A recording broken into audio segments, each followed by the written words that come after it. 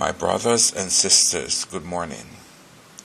I have a conviction that guides and influences the way I think and the decisions that I make. On this Thanksgiving weekend, I take this opportunity to share this conviction with you. Several years ago, at about age 10, I stood in the Boys Content Seventh-day Adventist Church and surrendered the control of my life to Jesus Christ and was baptized. Today, I think that's the most far-reaching decisions that I have made in my whole life. The conviction that I had then still burns within my heart and has become the point of reference for all subsequent decisions that I have made. Doing the will of Jesus has become my focus. This has led me to make some monumental decisions. Can I share a few of these with you?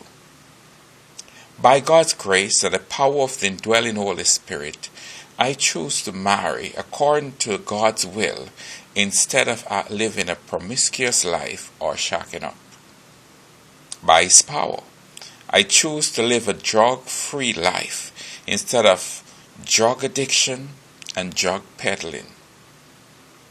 God has charted a path that I can use the skills and talent He has endowed me with to earn a living instead of stealing or begging for alms.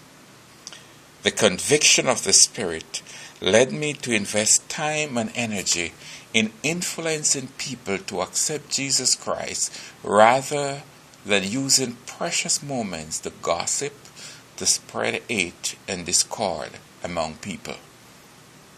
It is that same power that draws me to prayer when I'm buffeted with problems and challenges that seems I cannot overcome, rather than worrying and fretting or drawn into depression.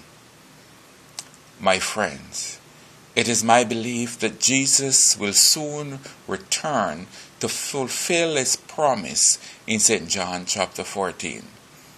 I go to prepare a place for you, He says, and if I go and prepare a place for you, I will come again and take you to myself, that where I am, you may be also. And confirming that promise, Acts chapter 1 and 11, heavenly visitors reports, this same Jesus who was taken from you into heaven will come again in the same way you saw Him go into heaven. Friends, God is faithful to His promise.